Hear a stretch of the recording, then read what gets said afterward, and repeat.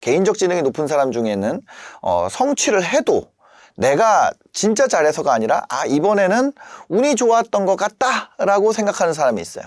아니면은 다음번에는 내 실력을 들킬 것 같다라고 느끼는 사람도 있죠. 이게 뭐라 그러냐면 임포스터 증후군이라고 하더라고요. 임포스터 증후군.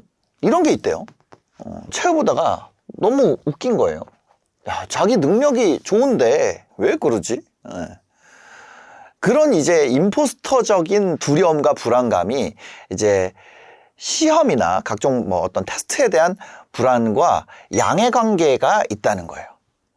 그러면 그게 뭐냐? 자신감이랑은 음의 관계가 있다.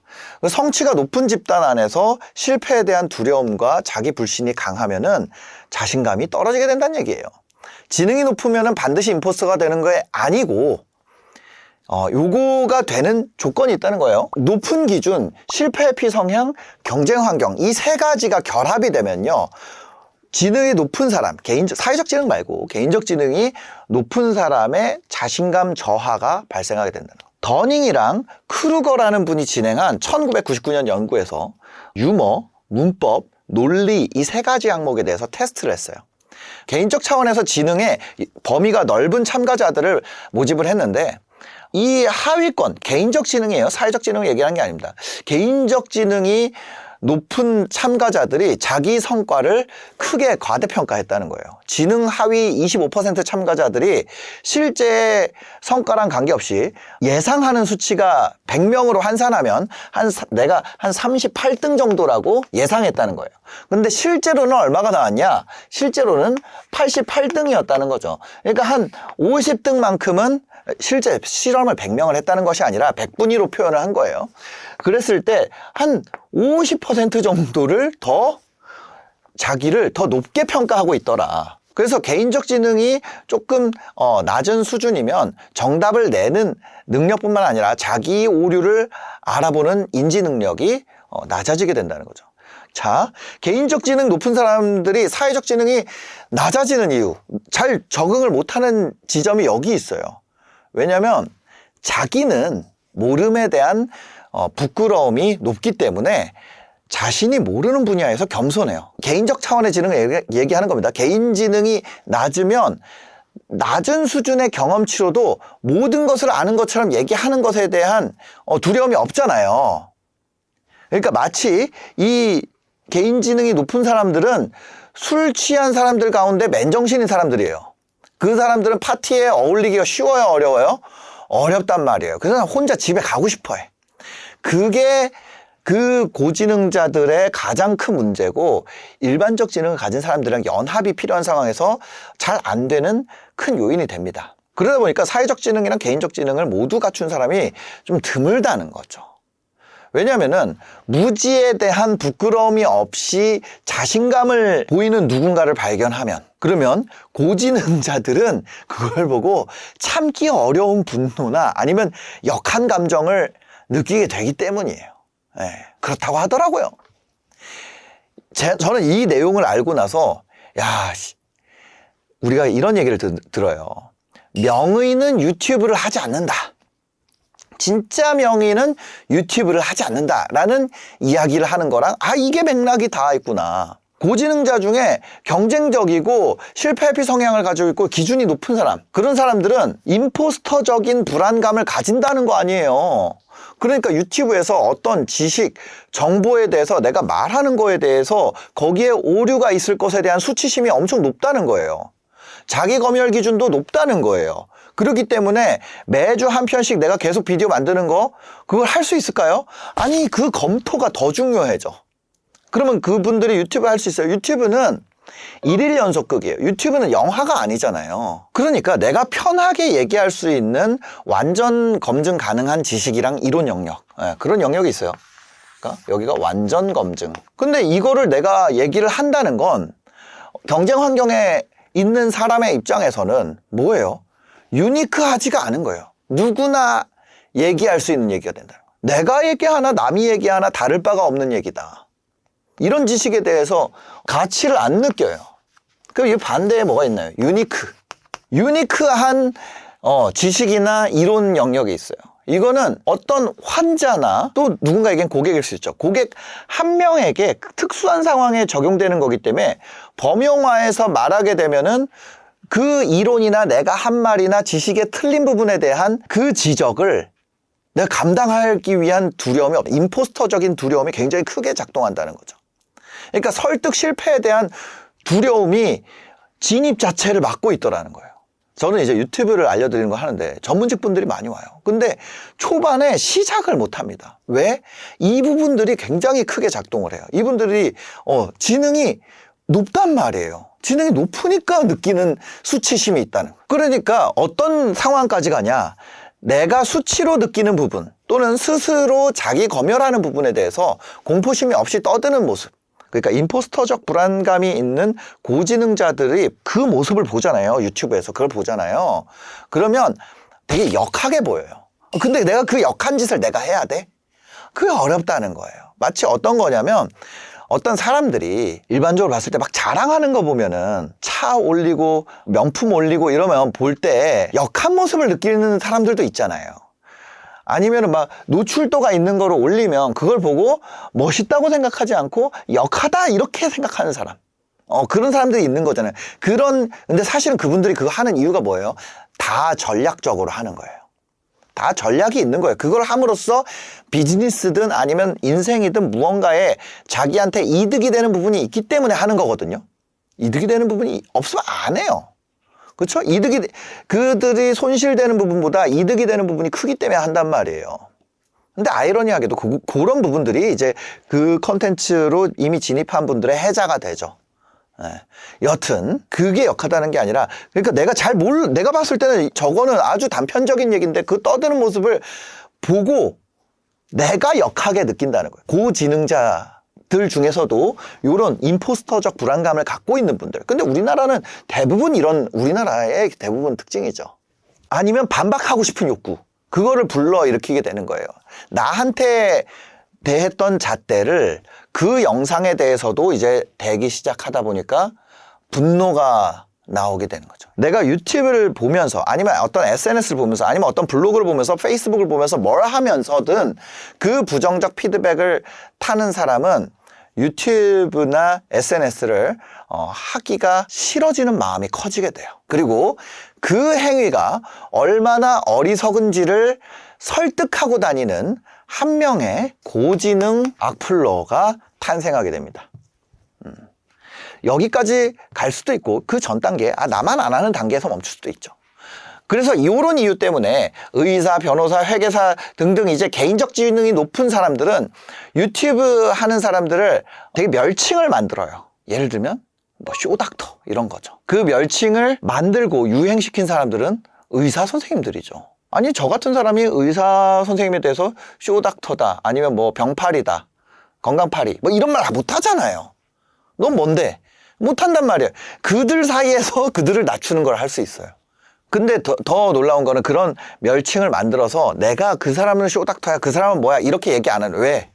고지능이니까. 유튜브를 하는 것이 얼마나 지능이 낮은 행위인지를 설득하는 논리를 만들어서 이분들을 따르는 사람들에게 뿌립니다. 그 결과로 뭐냐면 쇼닥터라고 불리는 사람들보다 월등하게 낮은 아주 초보적인 지식을 가진 사람들이 자기한테 지식을 나눠주는, 일부 틀렸을 수도 있지만 인간이니까 완벽할 수 없잖아요. 근데 일부 틀렸을 수 있지만 지식을 그래도 알려주는, 나눠주는 그 의사 선생님들한테 야, 저 새끼 쇼닥터잖아 라고 멸칭을 부르는 아이러니한 상황을 만든 거죠. 구조적으로 만들어지게 된 거예요. 반면에 이제 개인적 지능이 높아도 경쟁적 성향이나 실패 회피 성향이 상대적으로 낮은 분들이 있단 말이에요. 사회적 지능이랑 개인적 지능 모두 높은 분들은 대중을 이해하고 그 파티에 같이 참여할 수 있죠. 그분들이 유튜브 채널을 열어요. 근데 동료들은 어때요? 동료들 중에는 이 고지능 악플러 있단 말이에요. 없겠어요? 있단 말이에요. 그래서 유튜브 잘 하다가 이 얘기 들으면 돈을 더 벌어도 그만두는 경우가 많아요. 왜? 그분들 뭐야, 개인지능도 높지만 뭐도 높다 그랬어요. 사회적 지능도 높다 그랬잖아요. 그러니까 그 사람들은 돈도 중요하지만 이 네트워크 안에서 사회적 가치도 굉장히 높은 비중을 둔단 말이에요. 특히 어떤 전문직들은 제가 뭐 말하긴 그렇지만 어떤 전문직들은 그 수가 너무 적어서 네트워크 크기가 매우 한정적인 경우가 있습니다. 이 경우에는 그런 네트워크 내부의 비난과 시선을 무시하기 어렵죠. 특히나 이런 사회적 지능도 높은 사람들은 더 그렇단 말이에요. 내가 이게 나가 있어, 사회적 지능이 나가 있어, 그러면 뭐라 하든 뭐 그럴 수 있겠지만, 근데 개인적 지능이 낮고 사회적 지능만 높은 사람들은 컨텐츠가 구려서 또 안 돼요. 왜냐면 외부에서의 논리적 이해도에 대해서 우리가 아까 뭐라 그랬어요? 예를 들어서 68등인데 33등으로 생각한다는 거 아니에요. 이 정도면 사람들이 다 이해됐다고 생각하는 거야. 그 정도 생각은 남들이 한다는 생각을 못 한다는 거예요. 그러니까 이게 전문직 유튜브가 어려운 이유가 그런 겁니다. 전문직 유튜브가 너무 어려워요. 사실 돈만 생각하고 하면 무조건 해야 되거든요. 근데 이런 다방면적인 요인들이 동시에 작용을 하더라는 거예요. 그래서 조회수를 추구하는 방식의 운영을 하면은 이런 문제에 봉착할 가능성이 계속 올라가게 되고 높은 확률로 유튜브뿐만 아니라 모든 SNS를 하다가도 잘 되고 있는데도 갑자기 그냥 휴면 계정이 돼버리는 상황이 발생하게 되는 거죠. 이런 고지능 악플러 분들의, 그러니까 표현을 이렇게 했습니다만 여튼 어떤 과정인지는 우리가 얘기를 했잖아요. 그래서 이분들은 뭐냐면 경쟁적 성향이 높아요. 경쟁이라는 건 뭐예요? 상대성에서 발생하는 개념이죠. 혼자서 경쟁은 없어요. 그 리처드 매드슨 책 그거 있죠. 나는 전설이다. 좀비 세상에서 나 혼자 살아남는 그런 영화 본 적 있어요. 그 윌 스미스 나온 건데 막 이렇게 골프 치고 세상에 윌 스미스만 남은 거예요. 온 세상이 좀비로 인해서 멸망하고 홀로 남은 게 윌 스미스 한 명입니다. 거기에 경쟁이 있어요? 없어요. 세상에 나 하나뿐인데 무슨 경쟁이 있어요? 경쟁적 환경이 성립을 안 하는 거지, 그렇게 되면. 그러니까 경쟁이라는 것은 상대가 있을 때 경쟁이 있잖아요. 상대가 있을 때 경쟁이 있어요. 그런 좀비 아포칼립스, 세상이 멸망하는 그런 영화는 멸망이라는 공포도 있지만 동시에 이 경쟁으로부터 해방이라는 기묘한 감정을 주는 매력이 있단 말이에요. 그쵸? 그 감정 두 개가 동시에 작동하는. 그래서 저 일반적인지 모르겠는데 제 주변에 이런 경쟁 성향이 높은 분들은 이런 아포칼립스물 있잖아요. 이런 소설이나 영화를 좋아합니다. 네. 이거는 그냥 뇌피셜이에요. 근데 이어서 계속 얘기해 보자면 경쟁이 가지는 게 상대성이 있다는 거예요. 근데 상대성이라는 것이 경쟁의 필수 요소라는 거죠.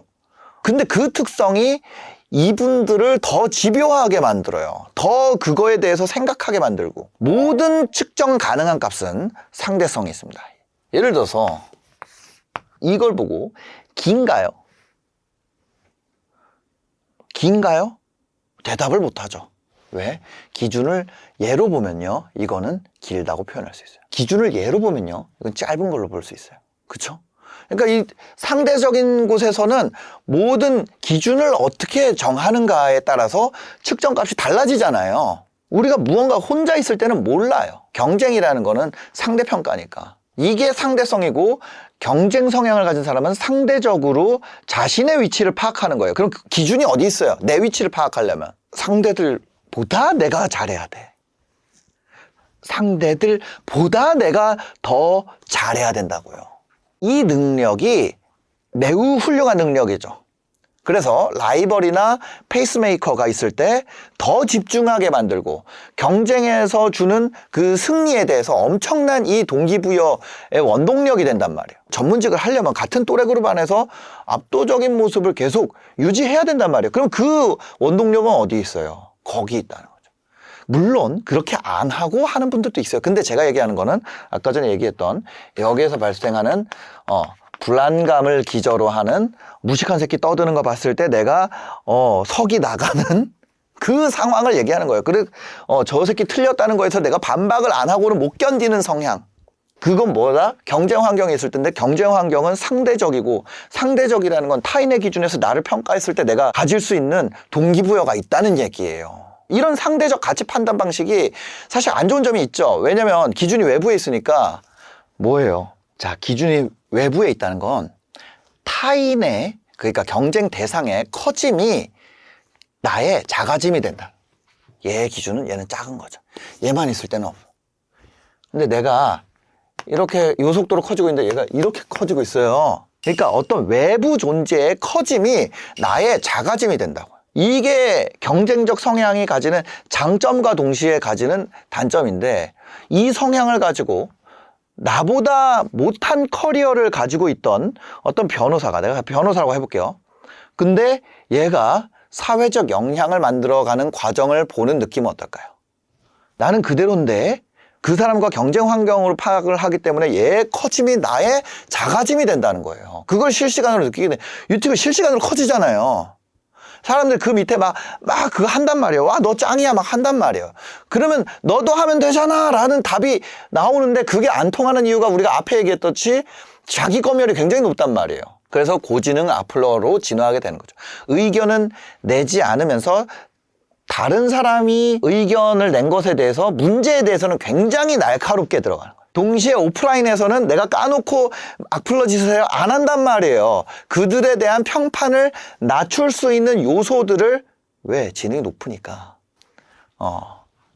뿌린다. 근데 문제가 뭐예요? 전문직 네트워크에는 좁기 때문에 내가 마치 이 사람을 놓고 하는 얘기 아니라 그냥 일반적인 얘기를, 평범한 얘기를 하지만 이 사람에게 데미지가 가는 그런 묘한 논리들을 뿌린단 말이에요. 그럼 그 네트워크가 좁기 때문에 그 안에서 그 유튜브를 했던 사람이, 그 사람은 뭐예요? 사회적인 지능도 높은 사람이니까 유튜브 했을 거 아니에요. 그거에 대한 역함을 안 느끼니까.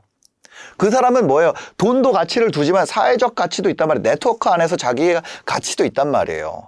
그러니까 누구한테 그런 소리 들을 거면 그냥 하지 마. 돈 안 벌고 말지. 이렇게 된다는 거예요. 그래서 닿는 표면적이 넓은 컨텐츠들, 그렇죠? 경쟁자에게 많이 닿는 컨텐츠들을 추구하는 방식의 운영을 할 경우에 이런 문제에 봉착할 가능성이 계속 올라간다는 거죠. 이런 세계관을 갖고 있는 전문직 분들은 유튜브를 하는 방식을 기존 일반인들이나, 아니면 내가 영향력을 갖고 싶거나, 아니면 뭐 어떤 어그로 끄는 방식, 쉽게 말해서 어그로 끄는 방식이나 어떤 트렌드에 탑승하는 방식이나, 요게 아니라 다른 방식으로 SNS를 운영할 필요가 있다는 거예요. 내 얘기를 꼭 들어야 되는 사람들을 기반으로 노출을 만드는 거고, 원고 안에서 설득하는 구조들을 어떻게 만들 것이냐, 이런 방식으로 사람들이 매출을 올리고 있는데, 어떤 거냐면 이분 같은 경우에는 32주 차에 채널이 6,000명이에요. 여러분들이 알지도 못하는 채널일 겁니다. 근데 이분이 한의사 분인데 4,700만 원 정도 추가 수익을 올리고 있어요. 보시면 이렇습니다. 주차장 차량이 2배 늘었어요. 주차장 직원분도 차량이 늘었다며 월급을 올려달라고 하실 정도입니다. 회원님은 처음 왔을 때 구독자 5,000명 규모를 운영하고 있습니다. 광고도 집행하고 있었습니다. 아쉬웠던 거는 광고와 전환을 감에 의존해서 판단하고 있었습니다.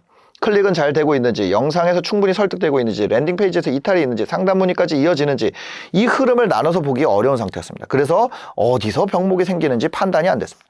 콘텐츠 방향에서도 조정이 필요했습니다. 기존에는 치료 사례 인터뷰 중심이었는데 유튜브 데이터 확인 결과 치료 사례보다 모낭염, 피부염처럼 본인이 겪고 있는 증상이나 원인들의 수요가 많은 것을 알게 됐습니다. 그래서 내가 하고 싶은 얘기가 아니라 시청자가 원하는 이야기를 콘텐츠로 다루기 시작했고, 시청 지속 시간에서 유의미한 성과를 만들어냈습니다. 오히려 광고를 중단했는데도 문의가 눈에 띄게 늘어났습니다. 기존 방문 대부분이 유튜브에서 만들어지고 있었기 때문에 우리가 만든 퍼널이 확실히 작동함을 확인할 수 있었습니다. 무엇보다 좋았던 변화는 회원님께서 SNS 마케팅을 바라보는 관점이 달라지셨다는 겁니다. 처음에는 광고비를 쓰고 편집자를 쓰고 콘텐츠를 만들고 있었지만 그 비용들이 실제 성과와 어떻게 연결되는지 명확히 보기 어려웠습니다. 이제 광고나 편집에 돈을 쓰더라도 어떤 목적과 기준으로 써야 하는지 분명하게 이해하게 됐습니다. 감으로 보던 마케팅을 데이터와 구조로 나눠보기 시작했고, 회원님께서도 빠르게 실행해 주셨기 때문에 가능한 결과였습니다. 앞으로는 플랫폼 확장과 광고를 통해 매출 증대를 도와드릴 계획입니다. 저희가 이런 리포트를 계속 올리게 돼 있어요. 이분 같은 경우는 임플란트인데 2,000명이 안 되는 소규모 채널이란 말이에요. 이건 외부에서 봤을 때는 뭐라고 할 만한 그게 없는 거예요. 지금 1,000명, 2,000명짜리 의료 채널들이 얼마나 많아요. 한 수천 개 될 거예요. 근데 그 안에서 적은 그걸로도 수익을 뽑아낼 수 있다는 것이 이런 겁니다. 임플란트 하고 계신데 치과 선생님이에요. 처음에는 트래픽 모으는 자체가 문제였는데 보는 사람 자체가 너무 없다 보니까 콘텐츠 올려도 충분히 퍼지기 어렵고 문의나 매출로 이어지는 양도 제한적이었어요. 그래서 BPT에서 4주차, 5주차, 6주차 내용을 계속 반복해서 보면서 기획을 잡았고요. 조회수만 나오는 게 아니라 임플란트 문의로 이어질 수 있으면서도 트래픽까지 같이 가져올 수 있는 주제를 찾게 됐습니다. 1대1 피드백에서도 어떤 콘텐츠가 사람 더 모으고 콘텐츠가 실제 전환으로 이어지려면 어떤 식으로 잡아야 하는지 계속 같이 봤습니다. 쇼츠라도 올리라고 하면서 계속 끊이지 않게 이어가려고 했습니다. 그 결과 한 주에 트래픽 1만 이상 계속 나오고 콘텐츠 조회수도 15만이 넘겼습니다. 근데 콘텐츠 조회수가 예를 들어서 한 달에 15만이면요 엄청 작은 거예요. 한 달로 치면 하루에 5천이잖아요. 네, 하루에 5천이고 한 주에 1만이니까 이제는 콘텐츠가 실제로 사람을 데려오는 역할을 하고 있습니다. 이번 달 매출은 9,800. 그러니까 원래 운영하는 매출은 안 잡아요. 요걸로만 잡는데 요걸로 나오는 게 9,800이고 이전 목표로 잡았던 월 매출 1억에 가까워지기 위해 필요한 트래픽을 계속 만들고 있고 이번 달도 그 과정에서 실제 매출까지 나왔습니다. 바쁜 와중에서도 계속 하고 계시네요. 또 보면은 이제 세무조사 관련된 게 있죠. 이분은 구독자 몇 명이에요? 755명입니다. 3천만 원 정도 추가 수익을 올리고 계신데 세무조사 서비스라는 영역이 딱딱하고 어렵게 느껴지기 쉬운데 특유의 분위기랑 만나면서 차별화된 포지션을 만들고 있습니다. 아이템 특성상 지금 당장 도움이 필요한 사람이 검색을 통해 들어오는 흐름을 잡는 방향으로 설계했습니다. 구매 욕구가 높은 검색 키워드를 반영한 키 콘텐츠 제작을 목표로 두고 업로드 전략을 다시 다듬어가고 있는 단계입니다. 세무 분야는요, 한번 상담이 곧바로 계약으로 이어질 수 있는 고관여 서비스이기 때문에 채널 규모보다 콘텐츠 한 편이 가진 정확도와 타깃 적중률이 매출을 좌우하는 구조고 이 부분에 집중해서 풀어가고 있습니다. 회원님 특유의 매력과 타깃 맞춤 내용이 결합된다면 채널 규모 대비 충분한 반응을 이끌어낼 수 있을 것으로 보고 있고 회원님 또한 구독자 규모보다 정확한 콘텐츠가 매출을 만든다는 흐름을 직접 체감하고 계신 단계입니다.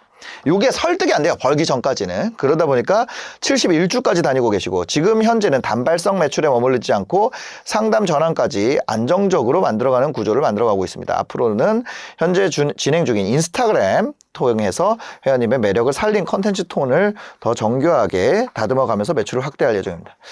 네, 한의원 진료 서비스입니다. 이분도 18주 차인데 3,000명 정도고요.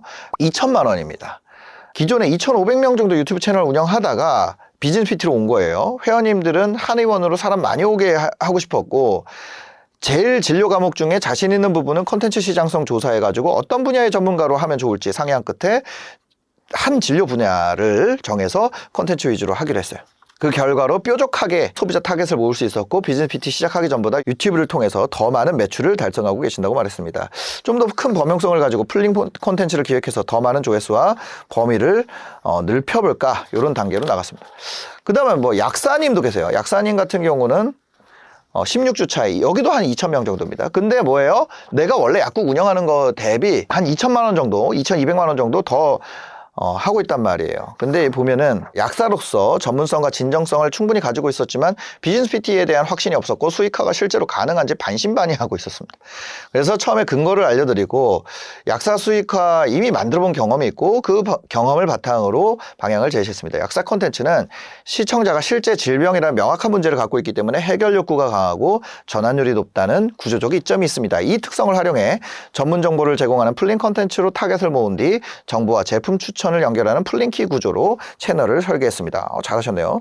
롱폼 2개, 쇼츠 2개, 압도적인 방향량을 유지하며 실행했습니다. 유튜브 쇼핑 오픈 시점에 이미 구독자와 신뢰가 쌓여 있었고 그것이 이 시점에 폭발적으로 전환됐습니다. 이것도 세무사 분이네요. 세무 컨설팅입니다. 여기는 좀 특이할 점이 구독자가 82명밖에 안 돼요. 처음에 중요한 게 비즈니스 PT에 대한 믿음이 없어요. 그런 걸로 돼? 유튜브 돼?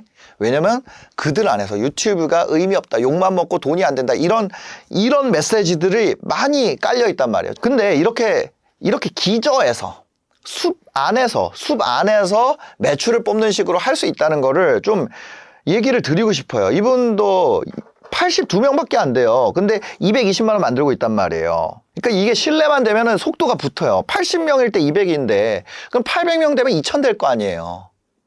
그 전환을 유지한다는 전제하에 혼자서 세무업을 안정적으로 했지만 개인의 한계를 넘어 사세 확장을 하기 위해서 비즈니스 PT를 찾았습니다. 세무 전문가로서 역량은 충분했으나 SNS 운영 경험이 전무하여 사업 규모를 키우는 데 필수적인 마케팅 시스템 구축에 막막함을 느끼고 있었어요.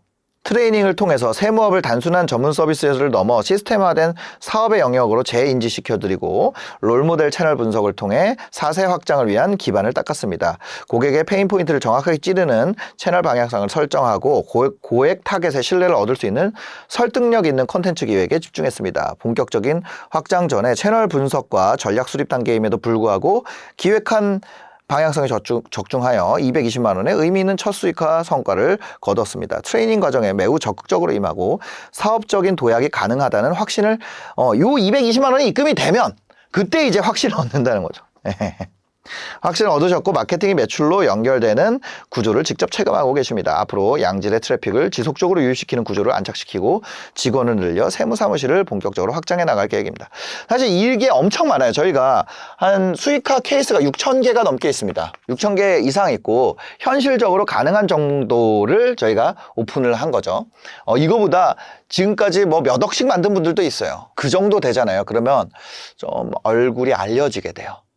그 분야에서. 그래서 앞에 얘기했던 것처럼 네트워크 안에서도 어떤 그런 분들도 많이 있습니다. 근데 하다 보면 그 신경을 안 쓰게 되는 분들도 있더라고요. 그래서 유튜브는요, 안 하는 게 아니고 못 하는 거예요. 얼굴이 알려지면 안 되는 경우도 있을 수 있어요. 전문직 중에 얼굴이 알려지면 안 되는 분도 있습니다. 아니면 내가 페이닥터인데 직업상 겸업을 하다가 퇴사를 당할 수 있는 경우도 있어요. 아니면 이미 내가 너무 유명해가지고 채널이 실패하면 내 명성에 누가 되는 사람도 있어요. 어차피 해도 너는 안 될 것이다 라고 주변에서 반대가 심하기도 합니다.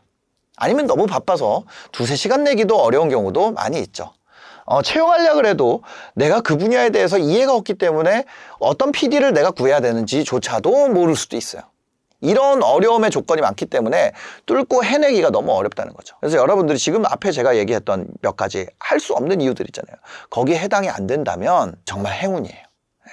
수많은 시도를 못하는 분들, 안 하는 게 아니라 아니 내가 전문직 될 정도면은 꾸준함도 있고 성실성도 있고 다 있단 말이에요. 웬만한 거 다 있단 말이에요.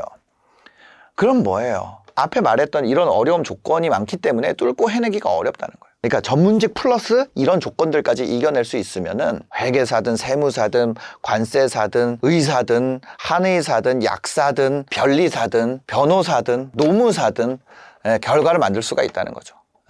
그 방법을 어떻게 하냐 아래 고정 댓글에 써놨어요. 그걸 한번 보시고 아마 이해가 되실 겁니다. 그러면 뭐 직원을 시키든 아니면 직접 해보시든 유튜브에 한번 도전해 보시고 이거 그냥 귀찮은데 그냥 바로 배워서 바로 해야겠다 이런 분들은 저희가 한 달에 이게 가치가 얼마겠어요.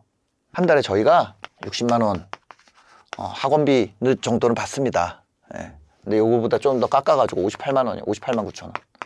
58만 9천 원 한 달에 받는데 저희는 뭐죠? 평생교육원인데 학원업이랑 또 평생교육업이랑 다르더라고요. 저도 이걸 하면서 알게 됐어요. 근데 오셔가지고 한번 배워보세요. 이게 더 빠릅니다. 빨라요. 왜냐면 트레이너들이 수익화 케이스가 너무 많고 그 어떤 구조로 돼 있냐면은 트레이너들이 이렇게 있잖아요. 그만 한 센터에 한 20명 정도가 있어요. 20명의 트레이너가 한 센터에 있습니다. 센터에 센터장이라는 사람이 있어요. 그럼 여기 한 센터에 400명 정도 케이스가 있고 이런 센터가 한 10개 정도 있어요. 지금 한 11개 센터가 있는데 다 합쳐서 그래서 한 현재 재원하고 있는 분들이 한 4,000분 정도 됩니다. 그럼 거기서 올라오는 수익화 데이터들이 계속해서 중앙으로 올라와요. 지금 리포트를 보셨잖아요. 그러면 그 케이스들 결국에 케이스가 많으면 장땡입니다. 아무리 이론적으로 여러분들이 책을 이만큼씩 읽는다 그래도 현업 들어가면 완전 다르잖아요. 케이스가 깡패예요. 저희가 우리나라 전체에서 케이스로 따지면 진짜 그냥 압도입니다. 압도. 왜냐면 지금 현재가 4,000명이고 졸업한 사람까지 하면 거의 10,000명이고 그 외에 제가 이제 오프라인으로 데이터를 수집한 게 이 정도고 수집하지 않고 강의로 해가지고 수강생은 지금 한 20만 명 넘어요. 거의 한 30만 명 되죠. 30만 명. 그러니까 그거 말고 현재도 이렇게 되고 있고. 그러니까 여러분들이 딱 오면은 트레이너한테 이렇게 얘기하고 싶을 거예요.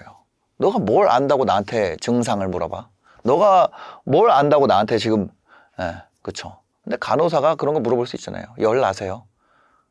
처방을 간호사가 하지 않더라도 저희가 이걸 모으면 여기에서 여러분들에 대한 솔루션이 나가게 됩니다. 중앙에서 나가게 돼요. 이미 가지고 있는 솔루션은 바로 나가고 문제가 좀 걸리는 거는 한 단계 거쳐서 나가고 이런 식으로 구조가 되어 있으니까 한번 와서 들어보시면은 알 수 있을 겁니다. 지금 대기가 한 1000명이 넘게 있을 거예요. 대기가. 저희가 이렇게 1000명까지 확 대기가 늘어나게 된 이유가 있습니다. 첫 번째는 뭐냐면 저희가 좋기 때문에 겠죠. 근데 어떤 계기로 그냥 확 늘어나게 된 게 있는데 뭐냐면 결제 전에 대기 신청만 해도 강의가 먼저 나갑니다. 그 강의에 만족하면 결제를 하는데 결제를 하고 첫 번째 세션을 진행을 해요. 첫 번째 세션을 진행합니다. 여러분들이 왔을 때 어떤 진단을 하고 어떻게 해나가는 게 좋을지 그럼 분석하고 솔루션하고 앞으로 어떻게 나갈지에 대한 비전을 얘기를 할 거예요. 근데 그게 딱 들었는데 마음에 안 들어. 그러면은 100% 그냥 환불해 드립니다. 아무런 제약이 없이 그냥 무제약이에요. 그럼 트레이너는 시간을 썼잖아요. 이 돈은 본사에서 부담하기로 한 거예요. 이거 결정하기가 쉽지 않았어요. 근데 너무 놀랍게도 이거를 도입하자마자 대기 그냥 폭발하더라고요. 그래서 그걸 도입하고 나서 계속해서 대기가 엄청나게 늘고 있다는 거죠. 그래서 여러분들이 저희가 지금 그걸 운영을 하고 있으니까 운영하고 있는 동안에 대기 신청해서 한번 도전해 보시는 것을 제가 권장드리겠습니다. 영상 봐주셔서 감사합니다. 지금 바로 고정 댓글을 확인해 보세요.